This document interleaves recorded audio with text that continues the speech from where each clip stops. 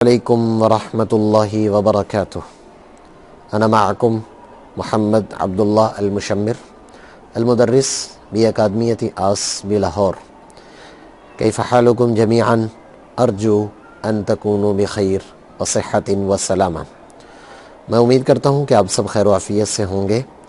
آج کا ہمارا سبق الدرس الرابع والخمسون 54 نمبر سبق ہے. آج کے سبق میں ہم بعض ایسے جملے جو ہم بطور امر کے استعمال کرتے ہیں، کسی کو آرڈر کرتے ہوئے، کسی کو حکم کرتے ہوئے جو ہم جملے استعمال کرتے ہیں عام ہماری روزمرہ کی زندگی میں، تو آج کے سبق میں ان جملوں کا تذکرہ کیا جائے گا. تو آئیے ان جملوں کو سیکھیں اور سیکھنے کے بعد کوشش کریں کہ اسے اپنی روزمرہ زندگی کے اندر اسے استعمال کریں اور اس سے استفادہ کریں. تو آئیے اب جملوں کی طرف.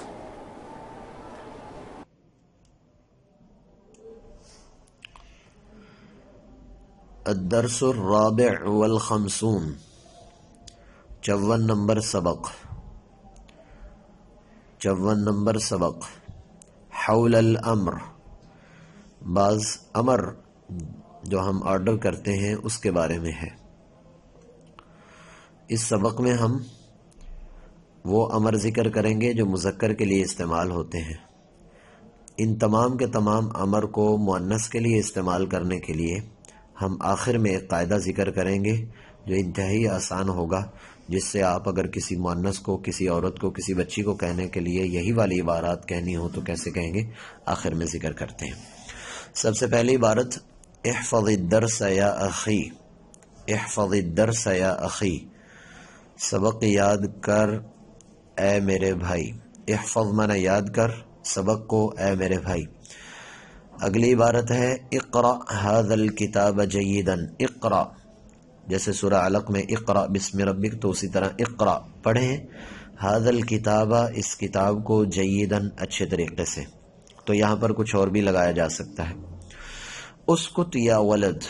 اسکت یا ولد، اسکت کا معنی خاموش ہو جائیں اے بچے یا اے لڑکے. ارفع صوتک قلیلا. ارفع صوتک قلیلا، ارفع کا مطلب بلند کریں، اونچی کریں، صوتک اپنی آواز کو، قلیلا تھوڑا سا، یعنی اپنی آواز کو تھوڑا سا اور بلند کریں. اعطنی جوالک، اپنا موبائل مجھے دے دیجئے. یہ اس کو کوئی بھی چیز آپ نے مانگنی ہو تو اس کے لیے اعطنی استعمال ہوگا. اعطنی ساعتک، اعطنی قلنسوتک، اعطنی ثیابک، جو بھی کہنا چاہیں. اگلی عبارت ہے کل ھذا الطعام یا ابی. کل مانا کھائیے، ھذا الطعام یہ کھانا، یا ابی اے میرے ابا جان. کل کھائیے. مشط شعرک. مشط شعرک، کنگھی کریں اپنے بالوں کو. مشط شعری، میرے بالوں کو کنگھی کریں. مشط شعرہ، اس کے بالوں کو کنگھی کریں. تو اس طرح سے آپ اس کو بدل سکتے ہیں. اشرب ماء باردا، ٹھنڈا پانی پئیں. اشرب کا معنی پئیں، ٹھنڈا پانی. اور آخر میں ہے خذ ھذا القلم، یہ قلم پکڑ لیں یا لے لیں. اس کے بعد اگلی عبارت ہے ارینی کراستک. ارینی کا مطلب مجھے دکھائیے، کراستک اپنی کاپی. ارینی کا مطلب مجھے دکھائیں. اللہ نے قرآن میں ارشاد فرمایا حضرت ابراہیم علیہ السلام کے بارے میں، ربی ارینی کیف تحیی الموتى. ربی اے میرے رب، ارینی مجھے دکھائیے کہ آپ مردوں کو کیسے زندہ کریں گے. اگلی عبارت ہے ضع القدر علی الموقد. ضع کا مطلب ہوتا ہے رکھیں، القدر، قدر کہتے ہیں ہنڈی کو، ہنڈیا کو، علی الموقد چولہے پر. ہنڈیا کو چولہے پر رکھیں. یہ کیسے کہیں گے؟ یہ والی عربی عبارت ہے. انتظرنی لحظۃ. آپ کہیں جا رہے ہیں، کوئی بندہ آپ کو بلا رہا ہے کہ جلدی آ جائیں، تو آپ اس کو کہتے ہیں ایک منٹ یا ایک لمحہ انتظار کریں. تو آپ یہ بولیں گے انتظرنی، میرا انتظار کیجئے، لحظۃ ایک لمحہ یا کچھ دیر کے لیے. اس سے اگلی عبارت ہے اغسل وجہک جیدا. اغسل وجہک جیدا، اپنے چہرے کو اچھے طریقے سے دھو لیں. اور میں دھوتا ہوں، میں کرتا ہوں، وہ میں وضو والے سبق میں ذکر کر چکا ہوں۔ اس کے بعد ہے قل، قل کا مطلب ہے کہہ دیجئے، فرما دیجئے۔ اگر کسی بڑے کے بارے میں آئے تو فرما دیجئے ترجمہ کرتے ہیں، اگر برابر یا چھوٹا ہو تو اس کو قل کہہ دیجئے للاستاذ، استاد صاحب کو۔ سجل رقمی عندک، سجل کا مطلب ہے لکھیے، رقمی، رقمی میرا نمبر، عندک اپنے پاس، سجل رقمی عندک، اب میرا نمبر اپنے پاس لکھیے۔ امسح السبورۃ من فضلک، امسح صاف کر دیجئے، سبورہ مانا وائٹ بورڈ، اور من فضلک برائے مہربانی یا ازراہ کرم۔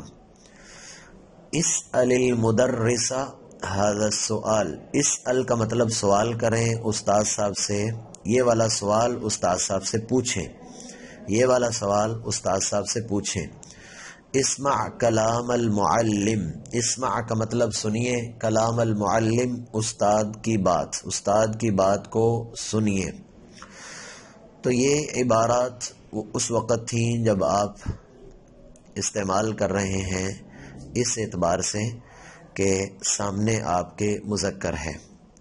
اگر آپ نے مؤنث کو کہنا ہے، بیوی کو کہنا ہے، یا کسی بچی کو کہنا ہے، تو اس کے لیے آپ کا مخاطب جو ہے وہ مؤنث ہوگی، تو اسی لحاظ سے آپ نے ان کو تھوڑا سا بدلنا ہے۔ کیسے؟ جیسے ہم کہتے ہیں کہ سجل رقمی، سجل تو سجلی کر دیں گے، انتظر تو انتظری کر دیں گے، اسمع تو اسمعی کر دیں گے، یعنی آخر میں یا لگا کر یا سے پہلے کسرہ لگا دینا، یعنی زیر لگا دینی ہے، تو آپ کا مؤنث کا جملہ بن جائے گا۔ اسأل یعنی سوال کر، اور اگر عورت سے کہنا ہو، مؤنث کو کہنا ہو سوال کریں، تو وہاں پر ہم بولیں گے اسألی۔ تو میرا خیال ہے کہ آپ کوشش کر کے مذکر کے بھی تدریب حل کر کے، مشق حل کر کے لکھ دیں، اور مؤنث کی بھی، تاکہ کم وقت میں ہم زیادہ سے زیادہ فائدہ حاصل کر سکیں۔ امید ہے کہ آج کا آپ کو سبق سمجھ آیا ہوگا اور آپ نے ان عبارات کو سمجھ لیا ہوگا۔ کوشش کیجئے کہ ان جملوں کو نوٹ کریں، اپنے پاس لکھیں، اور لکھنے کے بعد اسے استعمال کریں۔ آج کے سبق پر یہیں اکتفا کرتے ہیں۔ اگلے سبق تک کے لیے اجازت دیجیے۔ اپنا بہت زیادہ خیال رکھیے، اور عربی کے ساتھ اپنی روزمرہ زندگی کے اندر کچھ نہ کچھ بولنے کی کوشش کیجیے۔ اللہ حافظ۔ السلام علیکم ورحمۃ اللہ وبرکاتہ۔